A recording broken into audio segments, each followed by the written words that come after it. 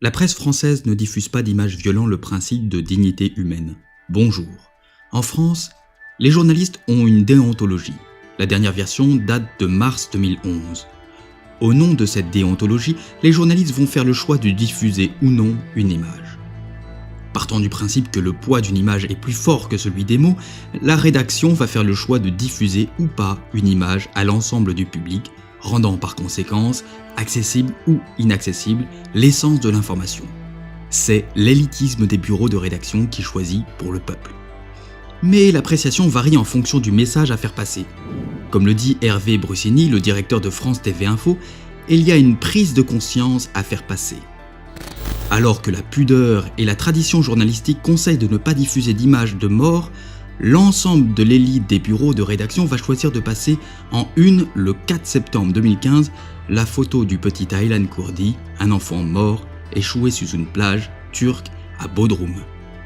L'horreur par contre, il ne faut pas la montrer lorsque Yassine Sali décapite le 26 juin 2015 son patron en Isère, lorsque le journaliste Jens Follet est décapité par l'État islamiste. Puisqu'il faut montrer l'horreur sur nos écrans, voilà les premiers mots d'Olivier Ravanello pour introduire son édito montrant des images d'enfants morts en mer Méditerranée. Pour un homme dans le coma, en revanche, l'horreur ne doit pas être montrée.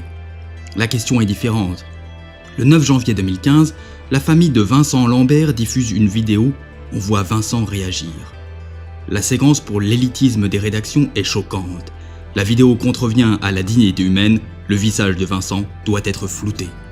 L'horreur doit être montrée lorsqu'on accuse les forces de Bachar el-Assad d'avoir massacré le village de Ghouta en août 2013. En revanche, il faut cacher les images lorsqu'un mouvement de foule provoque 1603 morts en Arabie Saoudite, pays ami de la France.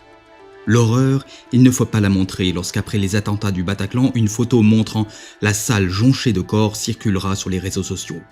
La presse et les pouvoirs publics se ligueront pour stopper la diffusion de l'image. L'élite rédactionnelle choisit de diffuser les images selon une déontologie bien à elle, pour diffuser une idéologie. Le CSA veille à la bonne application de ces règles.